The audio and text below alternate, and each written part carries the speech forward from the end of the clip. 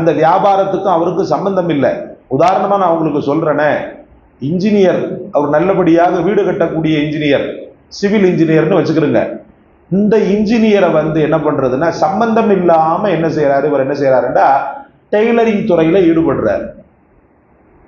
ஈடுபட்டு பரக்கத்து வந்துட்டா ஒண்ணும் இல்லை, அதுல படு தோல்வி அவர் அடைஞ்சாரு. அந்த இது அவருக்கு தெரியவே இல்லை. சம்பந்தம் இல்லாம என்ன பண்றாருண்டா, திரும்ப ஒரு வாய்ப்பு வரும்போது தனக்கு அவ்வளவு பெரிய ஏமாற்றத்தை தந்த அந்த விஷயத்துல திரும்பவும் போய் ஈடுபடுறாரு. அதான் இந்த இடத்துல ரசூலுல்லாஹி ஸல்லல்லாஹு அலைஹி வஸல்லம் ரொம்ப தெளிவாக உதாரணத்தோடு சொன்னாங்க. ஒரு முஸ்லிம் ஒரு பொந்தில் புதரில் விஷஜந்துக்களால் இருமுறை தீண்டப்பட மாட்டான். ஹஜ்ரத் அப்துல்லா இப்னு அபி அவுஃபா ரலியல்லாஹு அன்ஹுமா அவர்கள் அறிவிக்கிறார்கள், நாங்கள் நபி ஸல்லல்லாஹு அலைஹி வஸல்லம் அவர்களோடு 7 போர்களில் கலந்து கொண்டுள்ளோம். அவை அனைத்திலும் நாங்கள் வெட்டுக்கிளியை சாப்பிட்டுள்ளோம். மற்றொரு அறிவிப்பில் நபி அவர்களோடு நாங்கள் வெட்டுக்கிளியை சாப்பிட்டுள்ளோம் என்று அவர்கள் அறிவிக்கப்பட்டுள்ளது. புகாரி, முஸ்லிம். நபி ஸல்லல்லாஹு அலைஹி வஸல்லம் அவர்கள் நவின்றதாக ஹஜ்ரத் அபூ ஹுரைரா ரலியல்லாஹு அவர்கள் அறிவிக்கிறார்கள், பூமியில் அல்லாஹ்விற்கு மிக பிரியமான இடம் மஸ்ஜிதுகளாகும், பூமியில் அவனுக்கு மிக வெறுப்பான இடம் கடைவீதிகளாகும். முஸ்லிம். அல்லாஹ்வின் நல்லடியார்களே, இந்த ஹதீஸ்களில் ஒரு ஹதீஸை நம்ம பார்த்தோம். ஒரு மூமின் ஒரு புதருக்குள்ள 2 தடவை தீண்டப்பட மாட்டான் அப்படின்ற அந்த ஒரு ஹதீஸை நம்ம பார்த்தோம். ஒரு மூமின் 2 தடவை தீண்டப்பட மாட்டானா என்ன அர்த்தம்டா, ஒரு விஷயத்துல நமக்கு தோல்வி அப்படின்னு சொல்லிட்டு நமக்கு நல்லாவே தெரியுது. ஏற்கனவே பட்டு ரொம்ப கஷ்டப்பட்டோம்.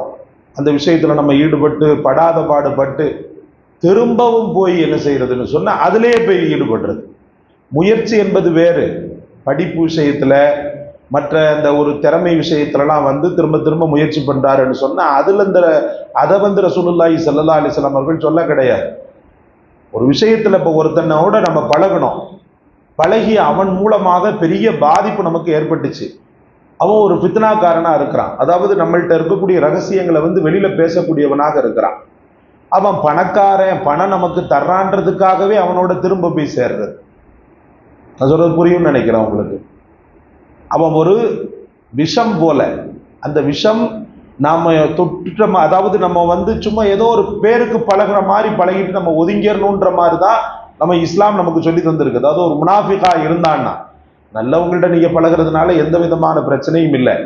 அவன் நம்முடைய குடும்ப ரகசியங்களை எல்லாம் வெளியில போய் சொல்லக்கூடியவனாக இருக்கிறான்னு சொல்லி தெரிந்த பிறகும் கூட அவனுடைய உதவியை எதிர்பார்த்து அவன் நம்ம மேல ஏதோ ஒரு வகையில கருணை காட்டுறான்றதை வச்சு என்ன பண்றதுண்டா, அவனோட திரும்ப போய் என்ன செய்யறது, வேணும்னே போய் சேர்றது, அவனோட போய் பழகிறது. நல்ல தெரியும் அவன் அந்த மாதிரி பிரசன் அப்படின்னு சொல்லிட்டு இதைதான் பெருமானார் ஸல்லல்லாஹு அலைஹி வஸல்லம் அவர்கள் என்ன செஞ்சாங்க, அப்படி சொன்னாங்க. அதே போல ஒரு வியாபாரத்துல நம்ம ஈடுபட்டோம், படுபயங்கரமான தோல்வி. அந்த வியாபாரம் இவருக்கு தெரியல, அந்த வியாபாரத்துக்கும் அவருக்கு சம்பந்தம் இல்லை. உதாரணமா நான் உங்களுக்கு சொல்றேனே, இன்ஜினியர், அவர் நல்லபடியாக வீடு கட்டக்கூடிய இன்ஜினியர், சிவில் இன்ஜினியர்னு வச்சுக்கிறோங்க. இந்த இன்ஜினியரை என்ன பண்றதுன்னா, சம்பந்தம் இல்லாம என்ன செய்யறாரு, இவர் என்ன செய்யறாருன்னா டெய்லரிங் துறையில ஈடுபட்டு பரக்கத்து வந்துட்டா ஒண்ணும் இல்லை, அதுல படு தோல்வி அவர் அடைஞ்சாரு. அந்த இது அவருக்கு தெரியவே இல்லை. சம்பந்தம் இல்லாம என்ன பண்றாருண்டா, திரும்ப ஒரு வாய்ப்பு வரும்போது தனக்கு அவ்வளவு பெரிய ஏமாற்றத்தை தந்த அந்த விஷயத்துல திரும்பவும் போய் ஈடுபடுறாரு. அதான் இந்த இடத்துல ரசூலுல்லாஹி ஸல்லல்லாஹு அலைஹி வஸல்லம் ரொம்ப தெளிவாக உதாரணத்தோடு சொன்னாங்க.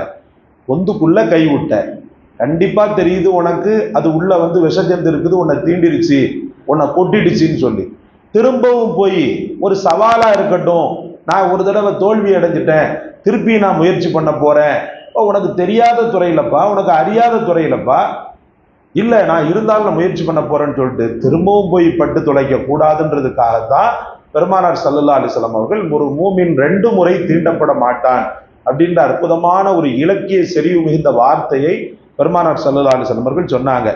ஒரு விஷயத்துல உங்களுக்கு தோல்வி அடைஞ்சிருச்சு, முயற்சி பண்ண போறீங்கன்னு சொன்னா முழுமையாக அது தெரிஞ்சிட்டா பிரச்சனை இல்லை. வியாபார பிசினஸை படிக்கலாம், நீங்க சம்பந்தம் இல்லாத ஒரு படிப்பு படிச்சிருக்கிறீங்க, ஒரு பிசினஸை படிக்கணும்னு சொன்னா முழுமையாக படிச்சுட்டு அனுபவசாலிகள்கிட்ட கேட்டுட்டு அல்லாஹ்விடத்துல பெரிய அளவுக்கு கோரிக்கையை வச்சுட்டு அதுல என்ன செய்யலாம், யா அல்லாஹ் இப்படிலாம் இருக்குது ரப்பே, உன்னை நாடி நான் ஈடுபடுறேன், எனக்கு நீ தான் உதவி பண்ணணும்னு சொல்லி ஒரு முழுமையான நம்பிக்கையோடு ஈடுபட்டாருன்னா அதுல இந்த ரசூலுல்லாஹி ஸல்லல்லாஹு அலைஹி வஸல்லம் அவர்கள் சொன்ன அந்த குற்றச்சாட்டுக்கு அவர் ஆளாக மாட்டார். அல்லாஹ் எந்த வகையிலும் பாதிக்கப்படாத மூமின்களாக ஆக்குவானாக. ஒரு காரியத்தை நாம் ஈடுபடும் போது அந்த காரியத்தில் வெற்றியை மட்டுமே அல்லாஹ் நசீபாக்குவானாக. சுப்ஹானல்லாஹ்.